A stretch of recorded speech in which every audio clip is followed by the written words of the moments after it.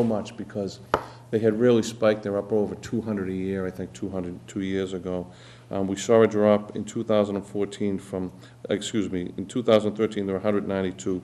That number dropped to 72 in 2014, which was a really dramatic 63%. And I'm really very happy with the work that the men and women do. This is really a tough crime to catch people doing. The key person for us in this is really the citizens, and their greatest asset to us is just locking their cars at night, because that's the greatest deterrent to this. That combined with lighting and paying attention. And while both of these are very good news, as a police agency, we realize that we have to remain very diligent on this, because right now heroin is dirt cheap. The number of heroin users, young people getting hooked on heroin, is increasing dramatically. I just saw Dedham tweeted out last night, they've saved 5 people alone this month with Narcan.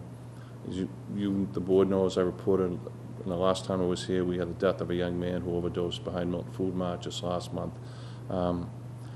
This isn't going away, and because of that, not just from the narcotic aspect of it, but from the B&E and property crime aspect of it, we really have to pay very good attention to it. Do the Milton Police carry Narcan? Yes, we do.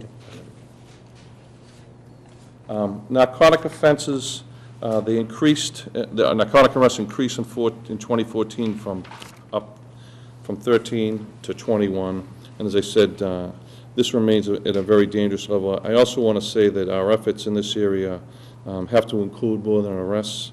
They have to include more than just incarceration. We've placed important emphasis on our partnerships with public health, and I want to give Caroline Kinsella, who's really a new, relatively new employee. She's waded right into this up to her hips, and she's really taken the bull by the horn in the collaborations that are going on.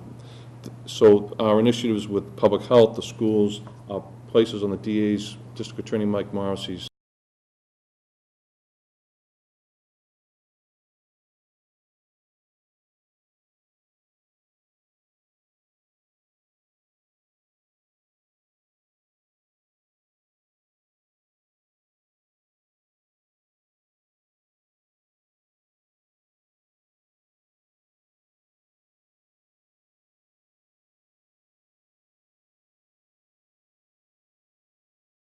Executive Office of Public Safety funded a grant to Dove Inc. of Quincy, which is Dove stands for Domestic Violence Ended. Dove has been a true leader in the fight against domestic violence and the awareness of it, and assisting victims and those who have been abused in DV incidents. EOPS funded to staff a critical domestic violence advocate to cover both Milton and Randolph.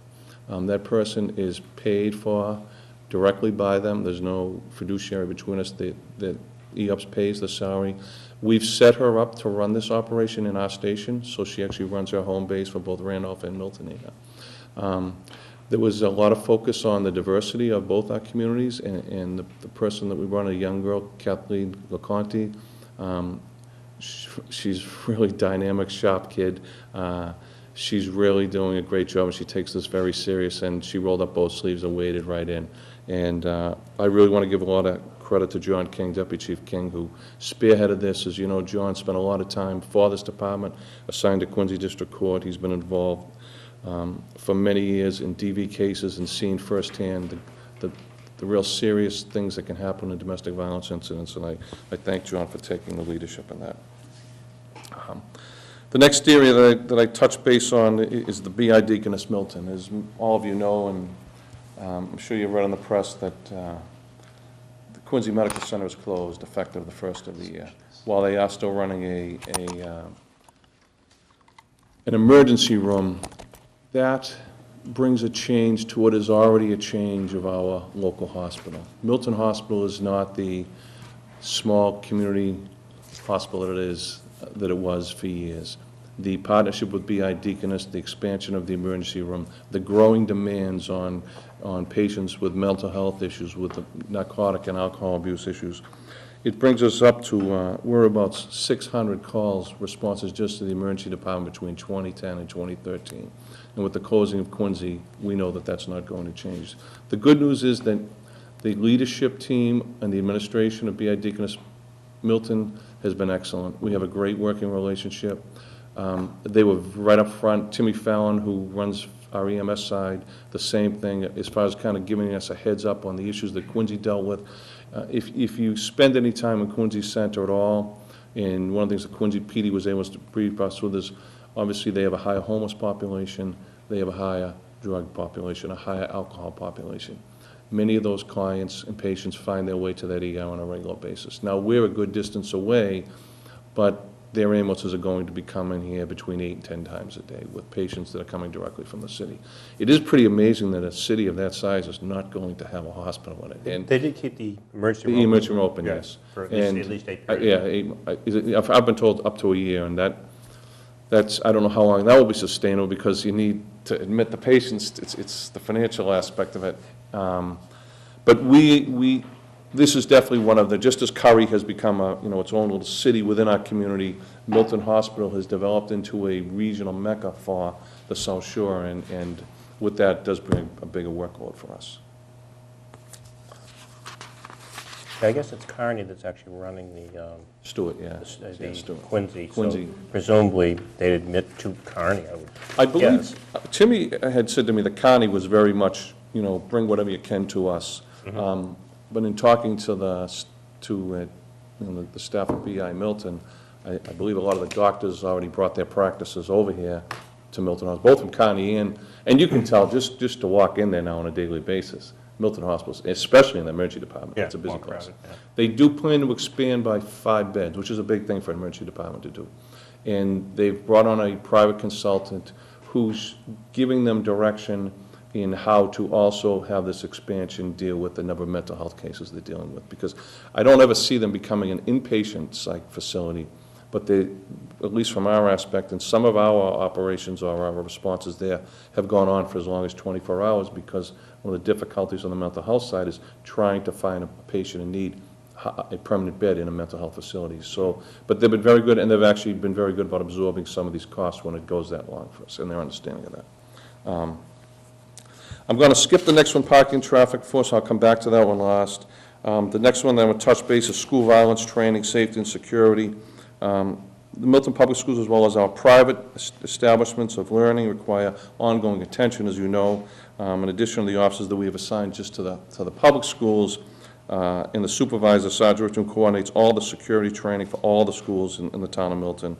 We continue to maintain strong partnerships with all these organizations. I think it's really critical that we have to do that. The same thing, working with the DA's office, a consulting group, Synergy 911. This year, we were able to conduct a phase 2, an interactive training curriculum for all the elementary school teachers of the school, and I believe they found that was very beneficial. And those are things that we'll continue to work on. I want to thank Marion. I don't know if Glenn's still behind me. I never really knew this man behind me until he took this job at the schools. And I'm glad to say this on TV tonight, because I had no idea he was going to be here. The town of Milton has no idea how lucky we are to have a man of his caliber. He brings a great deal, and he's quiet, I know he is, but he brings a great deal of leadership and vision, which is something it's easy to plan just for today, but he brings a great deal of vision. Well, it's kind of like E.F. Hutton when Glenn talks. I agree wholeheartedly. That's a great So, and unanimous vote on that around the table, right? I'm glad you were here, Glenn. The last thing that I had before I go back to parking and traffic enforcement is that you have a couple of commendations. I don't. There aren't many things you can give the men and women who do a great job for you. Each day, we deal with hundreds of citizens, numerous complaints. People aren't always happy. We don't always come in on your good day, but in the first commendation, I signaled out 3 individuals: Sergeant Michael Breen, Officers Mary Beth Kosker, and Officer Christine Feeney. Mike Breen has gone above and beyond in so many ways in the past year, and one of the ways was it was he himself who decided, when we were looking at different ways to do traffic initiatives in the town, it was he who came up with the idea for the ghost car, and moving those cars, looking at the complaints we're getting, and moving them all over town. See, and you look at me, what is a ghost car? What we've done is, and I don't want to tell, but winter's here, so that we ended in the winter, but one of the things we've done is, I know what it is. We've moved cruises strategically. Sometimes there are people in them, many times they don't, to various areas in the community where traffic is an issue. And he took that on himself. He correlated it with complaints that we got it. He made sure there were additional staff directed patrols to follow up when we were there, so for those who, as Mr. Hurley just said, I know what it is, when people were able to figure it out, he was able to follow up on it. But the second thing that he did is, I read it, someone sent me a Facebook post, and I'm going to talk a little bit about social media at the end.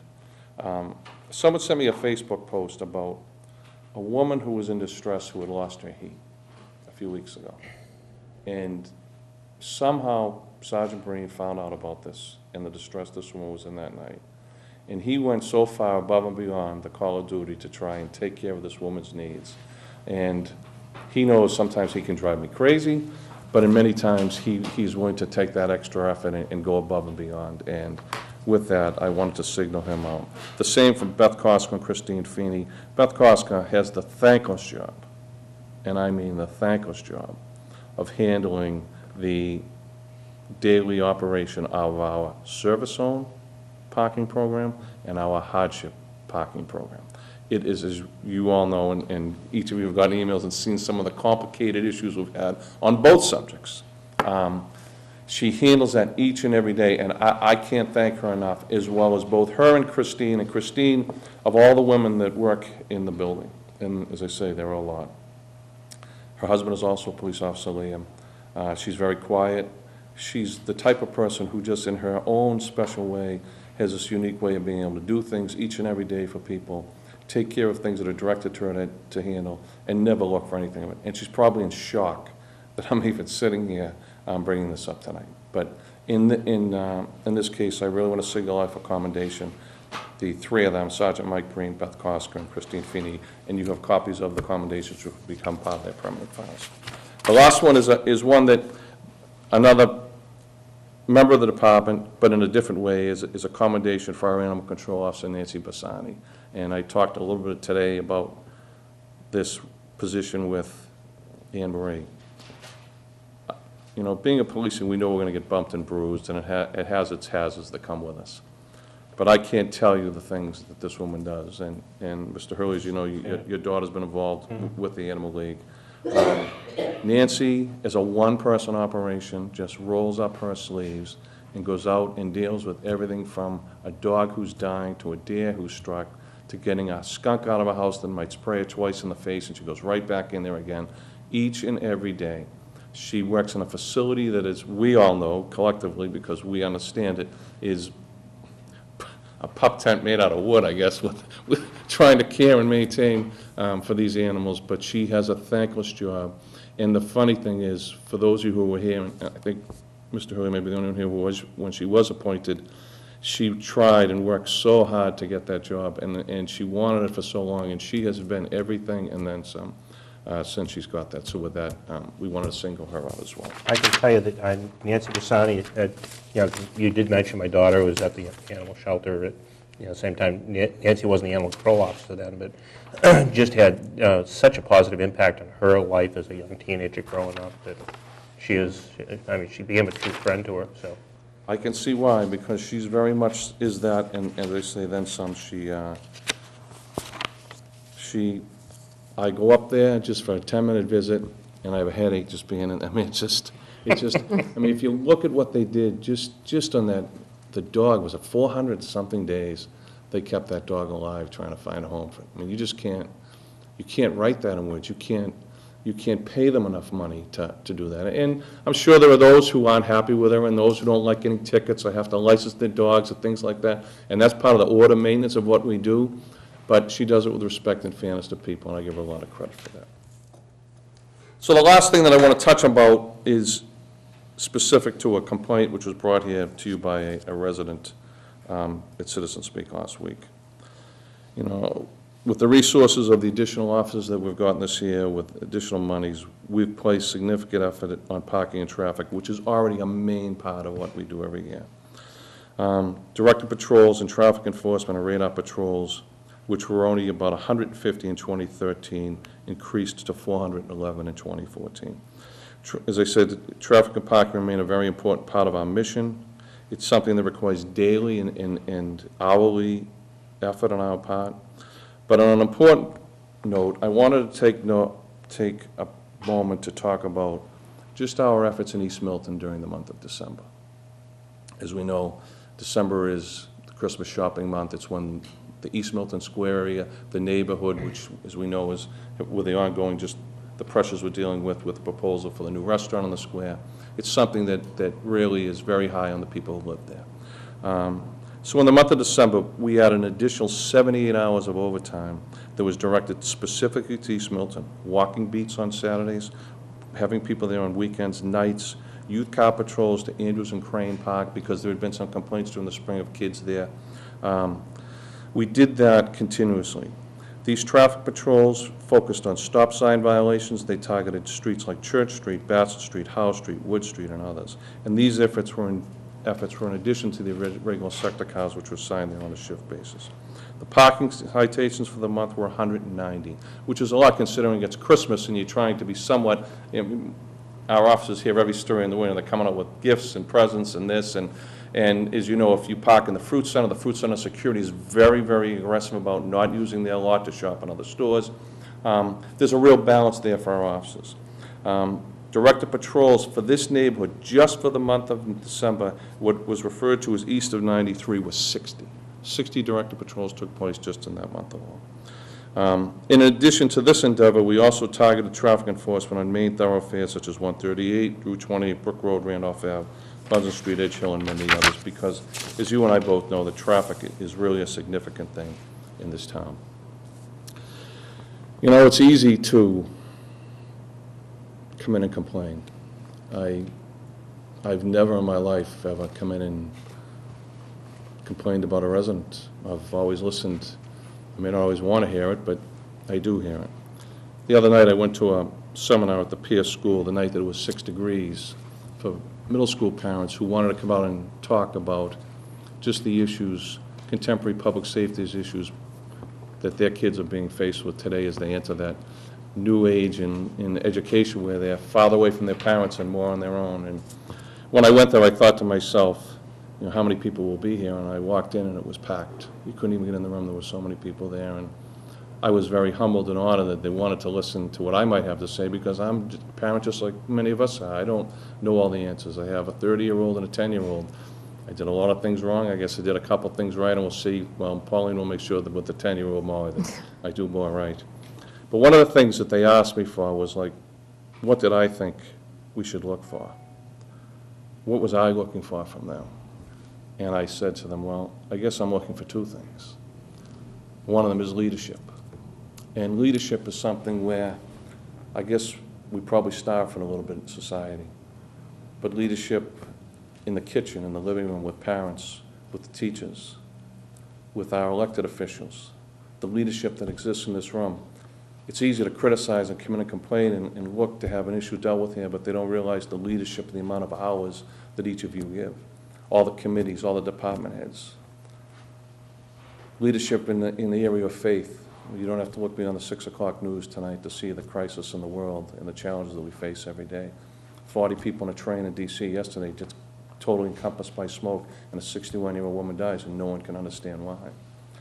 The second thing is faith, and to have faith in the decisions that our leaders make and the work that we do. You know, we live in a world, and in policing, we defend rights and privileges all the time, but with rights and privileges come responsibility and obligations. It bothers me a great deal that this resident, as you and I know, and I don't publicly say, that there's a distinct air of vindictiveness associated with this. It's an air that is crossed into my personal life, my family's life, your lives, and many other lives. And I know you sit here and you look at me and go, oh, wow. But I've endured 3 years. We've gone through so many different things. But I can't sit as chief and let someone come in. If you're going to wish for the right to come in and be accusatory in public of your police department, your most public agency in town, then you have to have the responsibility and the duty to be able to back that up, because it's false and baseless and it's not true.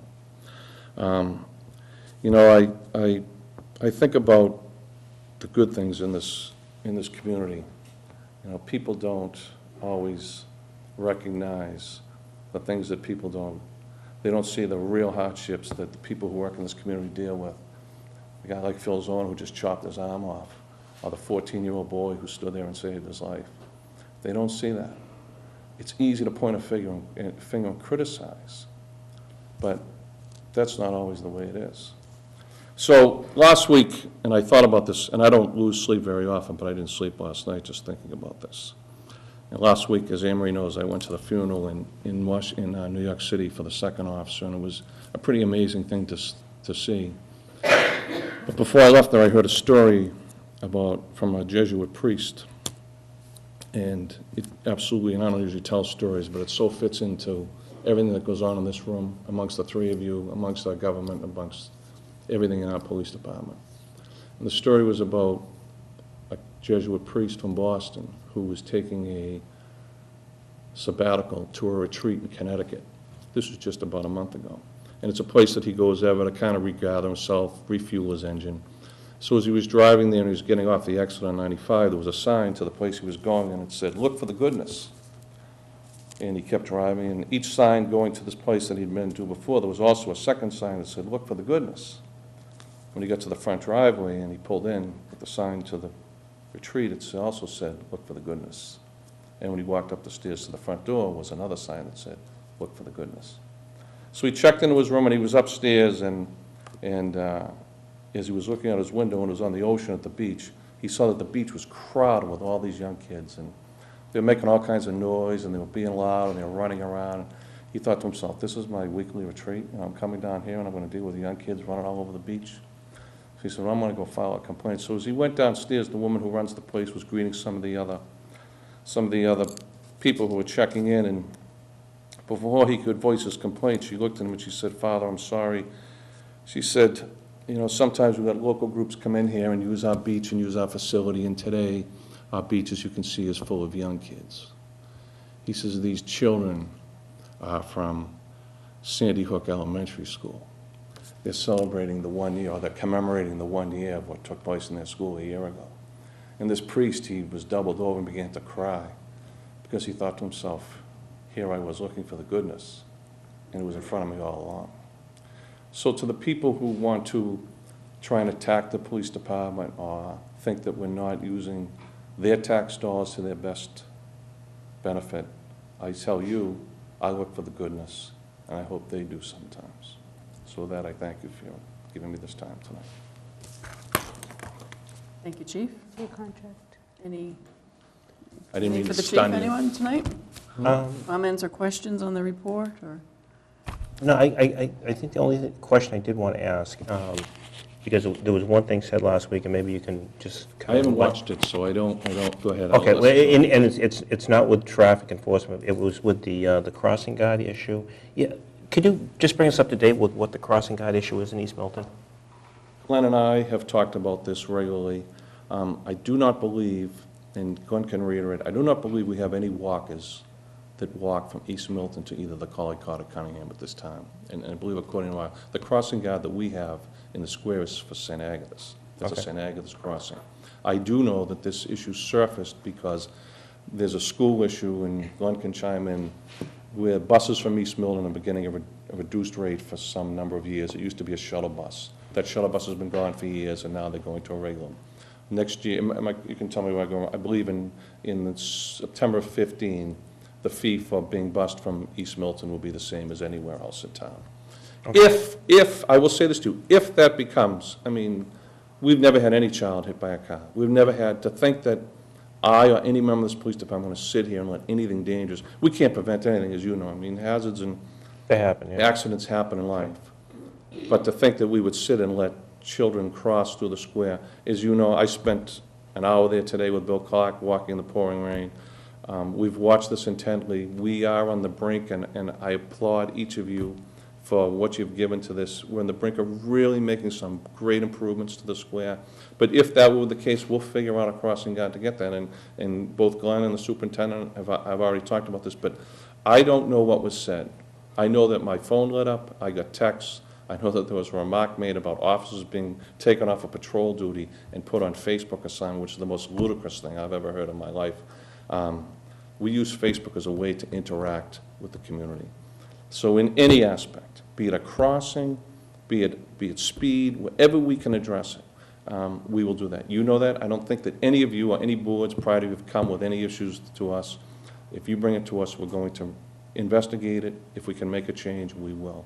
But at this time, we've had no requests and we know of nothing about, there's been no accidents, no one hit. As I say, my luck will probably happen tomorrow, God forbid, but I know nothing about, that's something that is being planned for the next school year, not this school. Okay. And deployment of crossing guards is a joint school. It's a joint and- thing, right? yeah. So, and it does change because one things that you'll find is you may have a crossing guard at an intersection, like an intersection today where that neighborhood, say, has 5 or 6 families with 4, 5, 6, 10, 15 kids.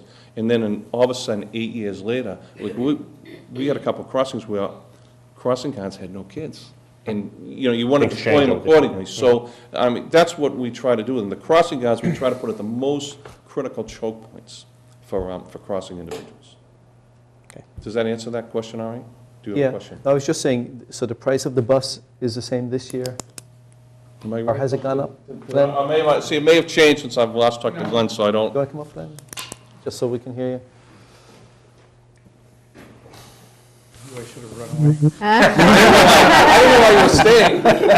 Hey, with the good comes the bad. Currently, the East Milton Square quote-unquote shuttle rate is $225 for the year for a student. There's a family maximum and so forth. And for other areas of town, it's $375. $225, the lower rate was instituted years ago when we had a real shuttle over there. It had 2 stops. It ran 2 runs back and forth from East Milton over to the Collicutt School. What had happened is we moved the limit for busing, for free busing, up from 1.5 miles to 2 miles. That's the state law. Yeah. And we were a little more generous in the past, but budget cuts curtailed generosity somewhat. And so we moved it back to a 2-mile limit to be eligible for free busing for kindergarten through grade 6. That effectively cut off most of the people in East Milton Square from free busing because they were within 2 miles of Collicutt. Thistle and Cortland Avenue down by the expressway were still outside. They still got the buses, but the vast majority of people in East Milton Square didn't have, weren't far enough away to have free buses. So I think it was Paul Hilton was the assistant superintendent at the time, but they set up this shuttle bus which ran back and forth twice in the morning to the Collicutt. It would go over big 2 stops, one where Santander Bank is now and one at by the expressway at Cortland there. And it would just make 2 stops, run to Collicutt, go back, make 2 more stops, run to Collicutt. And we charged less because we could run 2 runs and carry more children. Right, okay. The shuttle part of it was discontinued. Having that many kids stand at one place became an issue in the square, became an issue at Cortland Street. So it sort of migrated into a regular bus route, 1 run, making stops at street corners, it's just like all the other buses. But the school committee never adjusted the rate. It just had carried on, from year to year, the rate would carry on, and it just never got adjusted. A couple times there were attempts to adjust it, and there were complaints that, we weren't giving enough notice in the adjustment and so forth, so it was put off. So this fall, the school committee announced they were going to do it for next fall to give basically a year's notice of the change. So beginning next fall, everyone pays $375 in town for the bus. Everyone pays the same rate. And we've been in contact with the chief to talk about if this creates more walkers because of the price consideration, how would we deal with more crossing guards in East Milton Square and to put more people there, whether it's redeploying people we have or adding or whatever, but looking at the walking patterns and deciding how would we put people in there to safeguard the children. But I mean, at this point, we're still, 8 months away from doing that, but it's, the school committee set up a safety and traffic subcommittee that Kristen Bagley-Jones and Becky Badera are on, and they've just had their first meeting, and they have representatives from each of the PTOs have appointed a parent representative, and we're beginning to talk about some of those issues.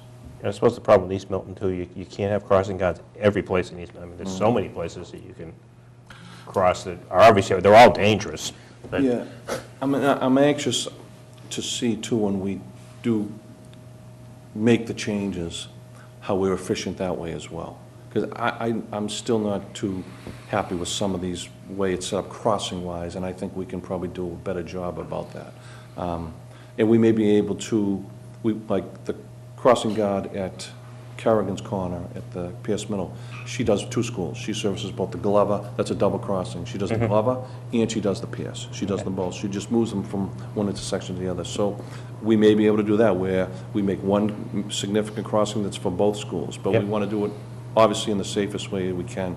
I mean, we're going to have all new pedestrian crossings, new signals. I mean, I'm very happy about that, but on the at this point, I don't know of anything, and I don't know where that came from. I believe, and the superintendent and Glenn may agree, I don't want to put words in, we believe this came because of the question of the possibility of kids walking from, because of the The going to increased price. the increased price.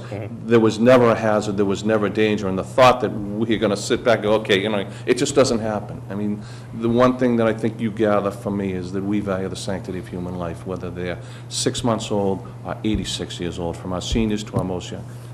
And that would be no different with children walking to school. Great. Okay. That's good. But yeah, I met with an East Milton group of mothers who were threatening to walk their children to school, but I think this is going to alleviate that problem as long as there's dialogue with the school committee and there's a safety subcommittee. Yeah, I don't like the square the way, I mean, there are some things I like about it now, but it's not permanent, and I believe that, as I say, we're at the brink where we're really going to be able to affect some positive things there. With the parking deck improvements? Yes. Yes. Yeah. Yes. We do have a traffic commission meeting next week, and 2 things we're going to talk about at that meeting, just from today's discussions, is the possibility of one centralized loading zone for everyone to use. That'd be great. And the possibility of 2 valet spaces on Adams Street that the 2 restaurants could use combined. Okay, Yeah, that's I good. saw that. We will discuss that next week, if that's okay. Good. And we'll report back to you one way or the other. That makes a lot of sense. Okay. Anything else on the chief's report? Actually, I misspoke. It's Kristen Begley-Jones and Mike Zulus who are running, and not Becky Pt3. He's gone, he left, I'm not going to get him back We get him tonight. back. We know where he lives. Just- All right. Thank you, Thank Glenn. you, Thank you, Thanks, Chief. Dave. We're all set? Yes. The town administrator will report on the chief's contract, and then we'll have a motion. Can I Yes. retire tonight? Pretty soon. Yes, Madam Chair. As you know, the police chief's contract is due to expire on June 30th, 2015. We did negotiate a one-year contract extension to that contract through June 30th of 2016. The chief is in the 3rd year of the senior management program, and he is also settled for a 2% wage adjustment. Attached to the back of the contract are some new goals for 15 and 16 that we could talk about with the chief now, if you'd like. I think I brought him with me. You should have. Have it. I don't have it. Yeah, but hey. Is it in the packet? Oh, there's just no hyperlink to it.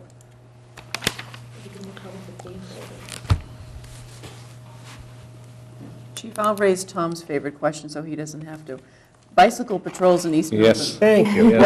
What are the plans for that this So, summer? we have 2 officers that are trained now, and Officer Alber is in the process of scheduling a new class for new, we want to add, we have a lot of newer officers, and so if Mr. Hurley gets a bike, I may have him go on patrol on one of There you these go. days this summer.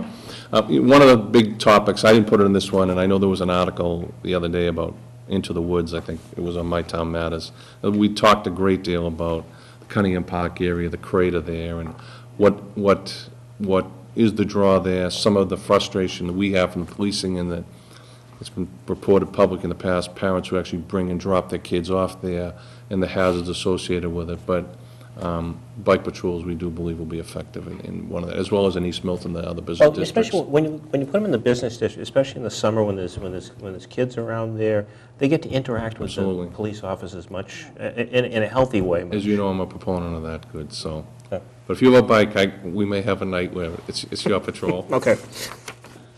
One of Have a your, helmet, though. Okay. I know you're, A certain What is- Training selectman, wheels, a certain right, selectman doesn't wear a helmet when he rides a bike. one of your Yes, I goals do. here All right. relates to hiring, and we know you'd like to hire 2 new officers in your proposed budget for next year. And it is, it's looking like it's going to be a pretty tough budget year, so we'll I'm maybe preparing. save, We'll I do think the we'll best we probably can. wind up deferring much of the discussion until the following meeting, but we have it on an agenda for just a short update Okay. later. But we know that's the goal, and we'd like to achieve that in 16, but it's, We'll work hard. the We'll numbers work are, hard for it. the numbers are looking I pretty know, tough, I so know. we'll see where we wind up with on that. Okay. But certainly a good goal to have. Hopefully we can fulfill it. Other questions or comments on the I goals? just have one comment on your, on the drug use. Has that increased over the last year? So, You said it's cheap, like heroin is cheap right now? it's dirt cheap. The second issue is that the, I'm trying to think of the right word for it, the type of heroin that's out there right now, like the current generation of heroin that's been hitting the streets. Yeah. Oh, no, it's heroin, but what it's laced with, and its potency, the potency level of it, is extremely high, which is a direct correlation to the number of overdoses. I believe it was Boston EMS 1 week in December had like 37 or 35 overdose transports from heroin overdoses in 1 week. As I said, mentioned previously, Dedham tweeted out they've 5 people with Narcan already.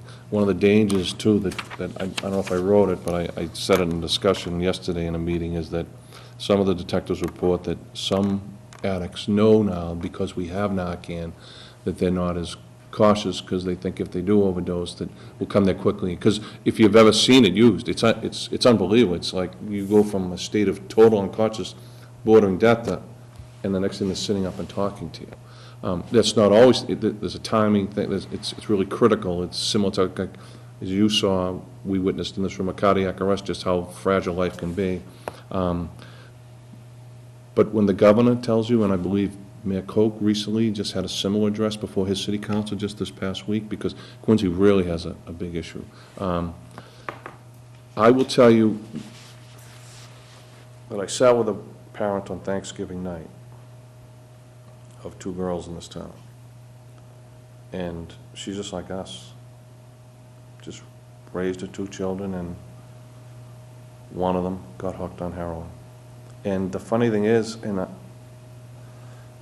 I can't even really draw a correlation as to how whose kid can happen to. I mean, sometimes, some of the cases we've seen, they're great athletes, and they get like a sports injury, and one kid was at a really good school, and there was heavy pressure to get back and play, and so the pain was so much, he went out and started buying oxycontins on the street, and he got caught and got arrested. So this one woman, I mean, the story she told me about her daughter and her addiction to heroin and the circle of kids and how the effect it's had on the inner workings of their family, it's horrific. So this is something, as I say, it's more than just a police and incarceration and an enforcement effort. It's really a collective effort on all of us to make sure that we ensure that we maintain the quality of life in this community, but that we protect the young people growing up, and we protect that generation that's so vulnerable to this right now.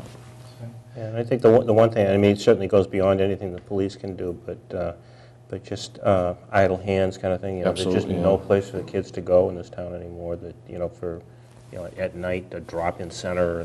We talked about this the other night, and some people now say that if we did that kids are too tied up, like, in their own social lives, they don't want to, you know, like I'm very proud that the work that our people do in running those 2 weeks of dare camp, because we get them in an age bracket where they're too old to have to be with mom and dad all the time, too young to work. But as you had mentioned, building that proactive partnership is so critical. We put such a great deal of emphasis. I mean, one of the things that is really very unique to see is when you see the young officers in this town and their interaction with some of the kids, it's really pretty good. And these kids will reach out to them. They're not afraid to, and they're not afraid to tell them things. And Mary and Glenn, they're very lucky to have Maria and Chris Potts in the schools. It's just, you know, I don't look at the 2 of them being in the PS or the high schools there to make arrests every day. I view them there more to build that bridge between those young people and us, you know, a responsible, educated adult that knows the perils and understands them. Right. But in that aspect, yes, it does concern me. It worries me a lot, because you could lose a whole generation just like that. Right. Just like that. So do you have police officers, we said, that are trained to go out and be an intermediary between them and drugs, to talk them out of it? And the second part of that question is, Do you have a system whereby a friend of a person who may be a new user can call the police and the police can intervene and potentially get them on the straight and narrow again immediately? Like, do you have that? The second one, no, I've not heard of. The first part, yes. I mean, that's a critical part, both like Maria and Potts, most of our investigators, most of our patrol officers, it's having that positive one-on-one interaction and seeking out those kids that are at risk. The intermediate part, I don't know, but I will say this to you. This new collaborative that's coming here is brand new, and anything could come out of that. I think a lot of what the operational aspect of it will be designed based on what is fed to them. You know, like, I will say to you, this mother that night, when I came across her, and I didn't even, it was just a freak that I got out and pulled over and got out with her and her daughter.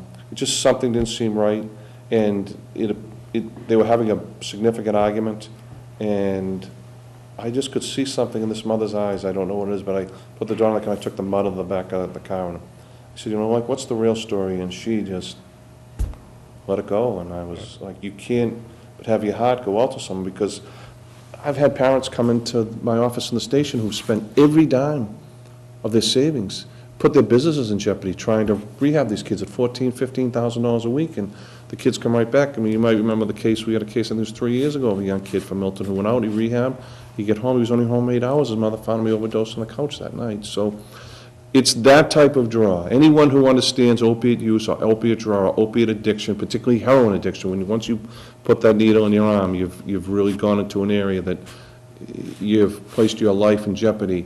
It's a difficult thing for them, and I would not be doing my job if I did not address this with you. It did not address it with the community. And as I say, and as you said, it's more than just the men and women in uniform. It's a collective effort on the part of the community, and we have to do that. And that's why I talked about the leadership. We need leadership in every aspect. We're a world who starves for it, as I say, beginning at the breakfast table, all the way to the White House. All right, thank you, Chief. So we have, I can come back if you want on the goals, if you want me to address, like, if you want to come back later and do like a staffing proposal, because I'm doing one for Mr. Hayes. So if you do, you don't have to answer me now, you can just think that. I will gladly do that. it might not be a bad idea. Yeah, We I agree. received this afternoon, so Yeah. there's a little more time to review it. So we have a motion to approve the one-year extension of the contract for the chief. We've already voted this in executive Yeah. session, so we're voting it now in open I'll session. make a motion. Okay. Go ahead, I'll make a motion to approve and sign the police chief's contract for a one-year period from July 1st, 2015 through June 30th, 2016. Second. Any discussion? All in favor? Aye. Aye. Unanimous. Thank you, Thank you, Chief. Chief. Thank you very much. Sorry I was a little terse tonight, or a little emotional, but sometimes you just have to be. It's a job that requires passion sometimes. Absolutely, and that's why you're so good at it. Congratulations on your extension, and also please give our congratulations to the 4 people Thank you very who got the commendations. That was Was- well-deserved. Even now, you're still Thank you, saying Chief. that. Thanks. The next item on our agenda is a release of 2013 executive session meeting minutes. I'll move to approve the following 2013 executive session meeting minutes for release to the public. March 28th, April 17th, item 3 and item 5 withheld. May 2nd, item 3 withheld. May 9th, item 2 withheld. May 13th, item 1 withheld. June 6th, item 1 withheld. June 20th, item 2 withheld. July 24th, August 14th, item 1 and item 2 withheld. August 21st, item 1 withheld. September 19th, item 2 withheld. October 3rd, item 1 withheld. Second. Any discussion? All in favor? Aye. Aye. The next item is the 2015 Annual Town Meeting Articles and Index. Mrs. Rizzi sent us this afternoon a draft of the index. The only thing I noticed looking through it was some of the appropriation articles are cut with other things in between them. Would it make more sense to just have all the appropriation articles together? Well, Unless there's a I guess there's particular a few ways reason. you could do it. So, Mrs. Fagan and Mrs. Rizzi and I met last night to try to go through the index, and I know in prior years there's been an attempt to try to not have one whole night of town meeting be budget, but try to intersperse them, or if something is relevant to another, to an appropriate, for instance, the strong town administrator article we put with the general government appropriation because it relates, Yeah. that's where the town administrator's salary line is. And we don't know where we're going, you know, whether we're going to have a contingent and non-contingent budget, but typically, if you are going to do that, you do kind of want to get all the budget articles out of the way first, but Yeah, but we can certainly reorder it. There's a few different ways of doing it. I know in some years, some people have complained when we now have a one article for revolving funds, but when it used to be 6 or 7 revolving funds, Brutal, yeah. they were all together. It was, I know there were complaints from town meeting members to try to, Break it up. break it up and do not just all budget one night. yeah. I mean, other than that, And just for some articles, so. Okay with the way it is. I think it's fine. Okay, so we have, so the plan is to send this out to town meeting members, the index and the articles. I think it'll be next week rather than later this week because the consultant for the water and sewer enterprise articles is still working on those articles. And those are brand new this year, so we want to make sure we get that right before we send those. So that would be 19 and 20 on the list. Yes. So we have a total of 50. 2 nights?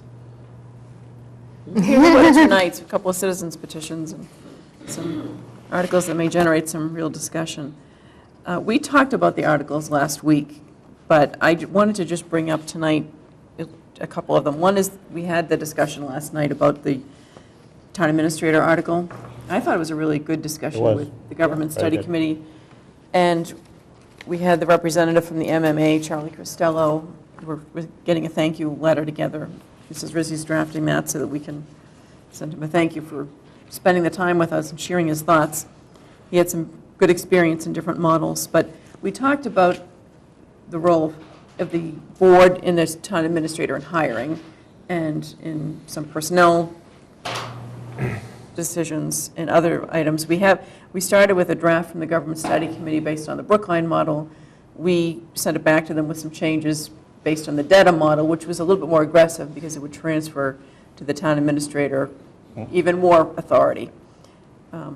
So what we agreed upon last night is that a couple of the members of the government study committee and one member of this board would get together, work on the draft. We'll bring it back to our respective boards. But I think there was sort of broad agreement that we're going in the right direction anyway with this, in the sense that I think it was a real desire to transfer as much authority as possible to the town administrator. So since I'll be the one meeting with a couple members from the government study committee, do we want to have any further discussion tonight about, in particular, the hiring? Because I think that was one of the areas last night that we covered more so than others. And whether we would want the town administrator to hire department heads subject to almost a veto power by the board, or whether there should be certain department heads that would be carved out and would be hired by the board. There were some different views on that. So we should talk among ourselves, it doesn't have to be unanimous, we might have different views on it, but what do we want to put into the draft? And let's see what the government study committee wants to put into it. I have a suggestion, Katie. I spoke to Colleen Corona, who's the chairman of the Board of Selectmen in Easton for the past 12 years. And of course, they have a strong town administrator out there. She's a huge advocate for a strong town administrator, and she called me yesterday and she said that she would love, you know, if you're the chairman, if you want, she'll sit here and tell us how advantageous it is to the town of Easton, you know, the pros and cons of having it. But it's all pros, she said, really. And she would willingly come to this board and speak to us. And she's been in front of this board before. She came here to speak about... community preservation. That's right. Yeah, she did a very good job on that, too. Yeah, no, she's, I think, been very active in the Selectmen's associations. Yes. And with the MMA, so she's, I know, a very good speaker. And she can come to the next meeting, she said, if we want. Does the I board would want object that? Charlie was able to speak to a lot of the issues last night, and Right. that was a joint meeting with the government study committee. Would we want to invite them if we wanted to bring Colleen in, or maybe just have her come in and talk with us? I don't know. I mean, we don't have to bring her, but I'm just saying she offered it, and she is very knowledgeable with a strong town administrator, actually a former town administrator from this town, That's right. David I mean, I Colton. suppose it never hurts to hear as many points of view as, you know, because certainly new to the town of Milton. It's not new to town governments, but... I mean, I had issues with authorizing a strong town administrator to hire department heads. I had some On the other hand, and put it this way, if you own your own business, you make decisions all day long, you've got Right. authority. If you had somebody over and you're saying, okay, you have to do everything, but you can't hire them, I'll tell you who you're going to hire. How would you like running that business? How would you like all that responsibility without the ability to pick your own team? Well, if I own the company, I'm... But yeah, but I'm saying, but you had a board of, you're the president, you got a board of directors over you, said, everything falls on your shoulders. You screw up, No, you're on the line. That's what I'm saying. I had questions until I spoke to Colleen. Right. You know, she basically changed my mind. I'm okay with delegating everything to the town administrator right now. Yeah, and the only possible exception might be the police chief, but, and I don't necessarily even know why, other than, it is an extremely important position. It's a position that's, out in front of the public all the time. It's an emissary to the community as well. And maybe we want to have a more active role in that. Yeah, and if I could just touch on that, Tom,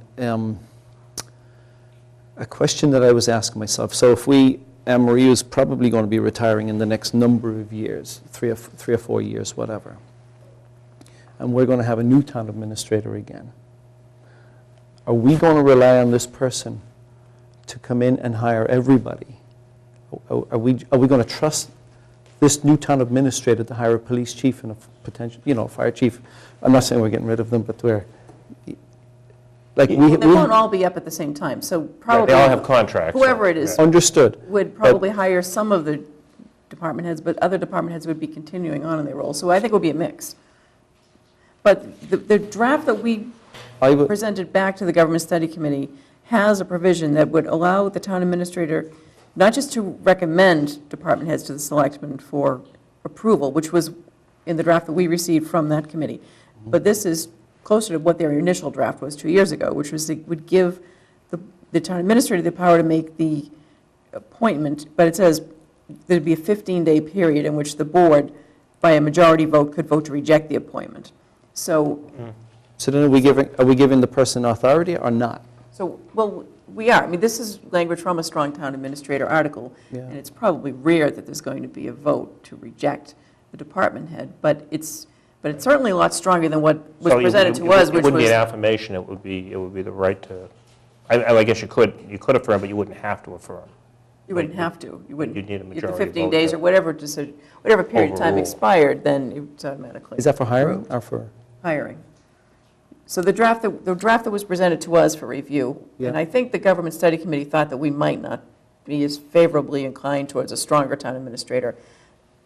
We've said all along, we want to go to the policy-making board of the strong town administrator role. So the draft that we sent back to them had the town administrator making the appointment, subject to a board of selectmen having a veto power over it.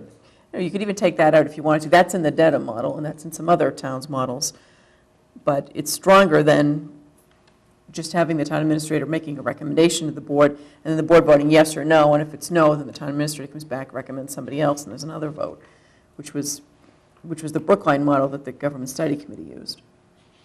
So I think what we're proposing is a little bit more aggressive in terms of transferring authority to the town administrator, but that's the question for us, for purposes of the next draft, because at some point, we're going to want to finish this up probably this month, early February, to get to the front And I of the guess that would be a warrant good question to Easton, what do they do? Yeah, but what about if you, and obviously this was a bone of contention a few years ago, what if you don't want to renew a contract for a person, for a department head? It's going to be one person making a decision. Yes. We had problems enough when 2 people made a decision not to renew a contract. How is it going to be if one person makes a decision? committee. So it's not, in that case, it would be the town administrator making the decision, not That's an what I'm saying, elected yeah. board. But I'm just trying to, all right, that's section C. So that gives the authority to the town administrator if it's a position appointed by a multi-member board. So let's say what's a good example of that? Let's say it's someone who works for the Board of Health or the Board of Assessors. But it would be somebody that's appointed by the town administrator. Those would be appointed by separate boards. But isn't the strong Trying to town think. administrator going to be appointing a police chief? Yes. So say at the end of that 3-year term, we come to a meeting some night and she tells us that she didn't renew the contract of the police chief. Is that allowed to happen?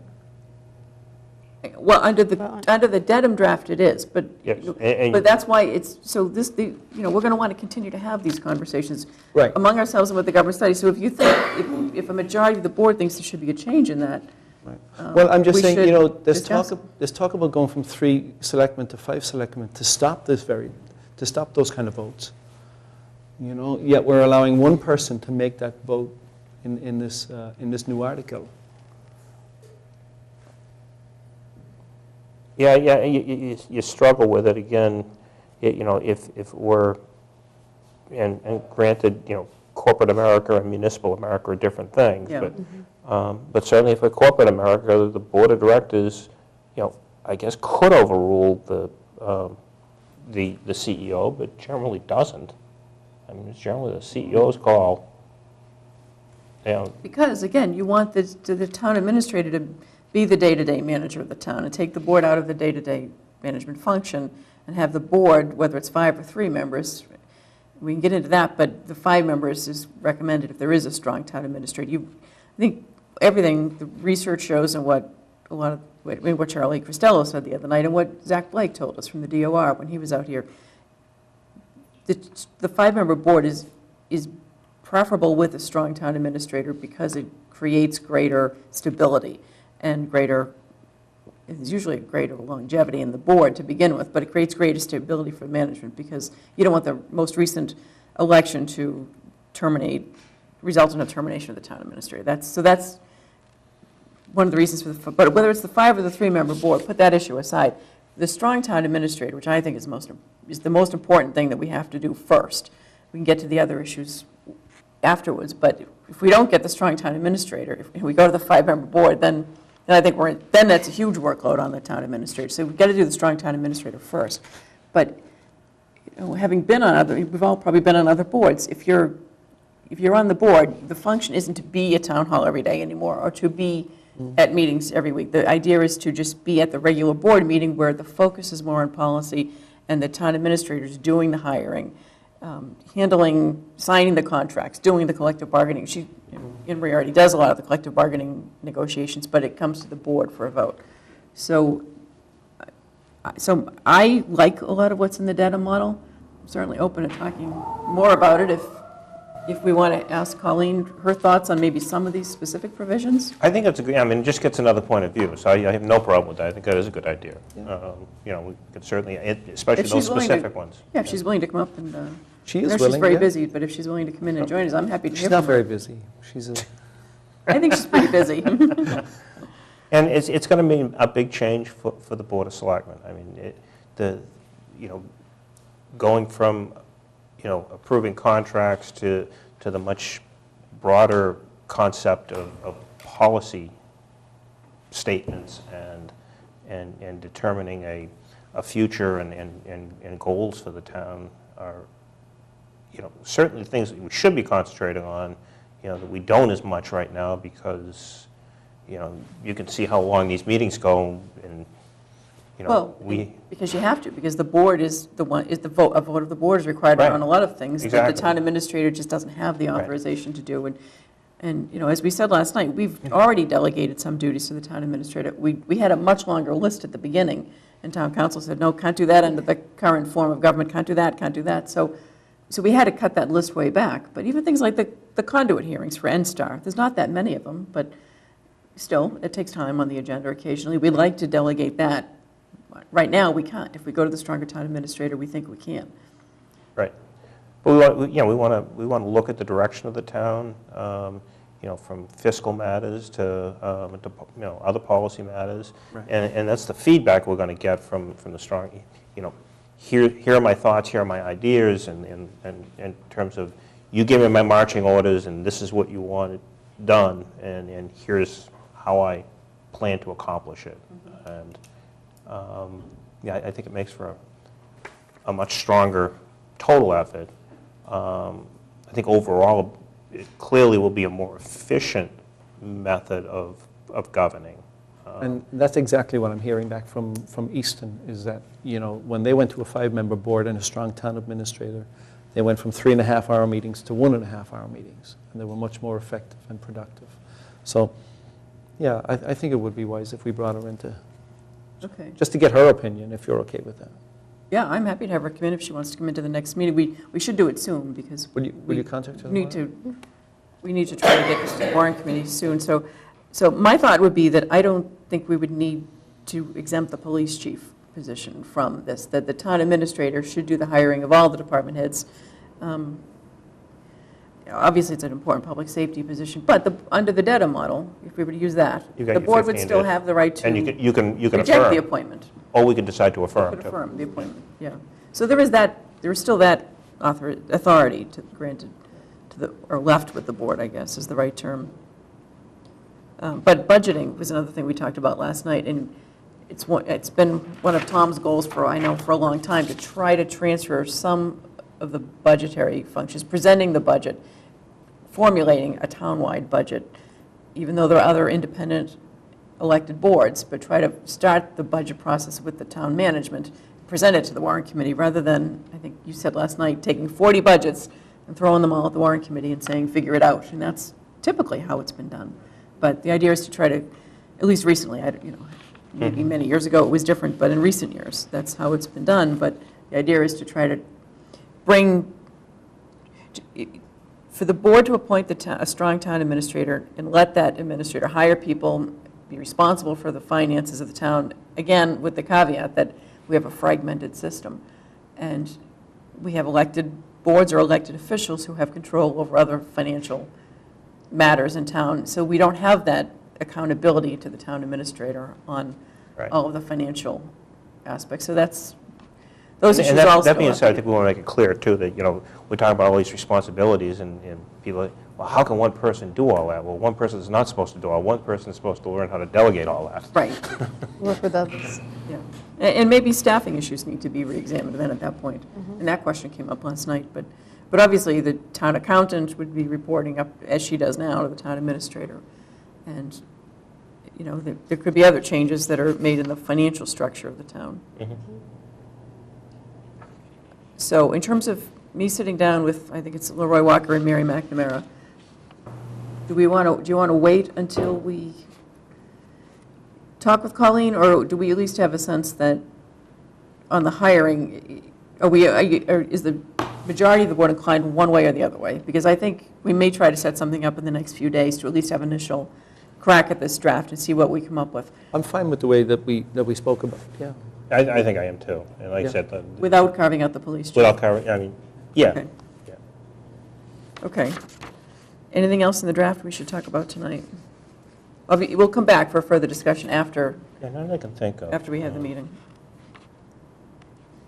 Some of it, like I say, got to read through it a little more. Again, because we did kind of lift it off of Dedham, and some of the language in it was not entirely clear as to what the intent was in some places, but especially when you start talking about the multiple member boards and what the real authority was, and what exactly a multiple member, what they were really referring to in some of those things. I know what a multiple member board is, but Well, yeah, so right now we have really a mix of Brookline and Dedham's yeah. provisions for their town administrators, so there's probably conforming changes and some things we need to tweak. One thing that came up that we should talk about briefly is the question, I think you brought it up, Dennis, whether the town administrator, whether the legislation that we recommend to the warrant committee should say that the town administrator cannot have been involved in town government in the town of Milton. Should there be a carve-out for town meeting members? I think it should be carved out, yeah, because that's really, even though it technically is an elected position, it's really not the same as being on a selectman or an assessor or any of those. Or should we even take out that sentence? Charlie Cristello said last night that's really directed at not having, 2 members of the Board of Selectmen appoint the third member as the town administrator, which Right. I guess there have been cases of that happening if Yeah. he said that, but, It's either that or you just exempt town meeting members. yeah, okay. Put that into the discussion. Okay, so at least we have some direction on that. Dennis, do you want to reach out to Colleen about the 21st? I just did, and she'll come, the 20th, right? 21st. Wednesday, the 21st. We have the sign review committee early that night because they have, so we might have to take her after them, and I don't know how long they'll be, probably not too long, but they need to be on early because of a time conflict. Okay, we also talked about the Swift Hat articles last meeting, and we talked about appointing a committee, which isn't exactly on the agenda, but we have articles related to that. So I did a draft for us to talk about of a committee charge that I thought we could, Which one? for the Swift Hat matter. Just so you know, she responded she will be here on the 21st. That was fast. All right, so maybe we can just take a quick look at this and take it back, mark it up, send comments, and we can put it back on the agenda for next week. But, This is the committee. well, this is my Yeah. draft of it, yeah. So, I mean, you guys might have other comments or other changes. But the idea would be to appoint a committee to work on some of these issues.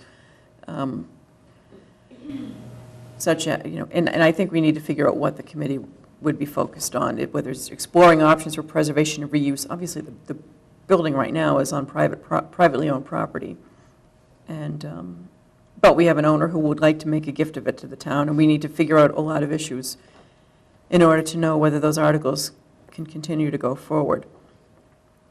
So I just put in some placeholders, possible number of members, possible, I think we need people from the Historical Commission to be involved. We probably want to appoint at least one member who's got some experience in restoration and historic preservation. And we probably want to give the committee some authority to meet with the owner, Mike Roberts, work with the planning director and others to explore some of these issues that will really determine whether there's anything that we can do here. Right. So, The only thing I had mentioned, I think in the past, is in terms of the proposed reuse, and not to criticize the Granite Ave Study Committee, because I think they did a great job, but it's just such a difficult, broad thing when you try to do it in a vacuum, and you don't know which, even if what you're recommending has any interest out there so to flip it and say, rather than the committee deciding on use, let's just kind of go out to the public. And I know it's difficult because we don't even know siting.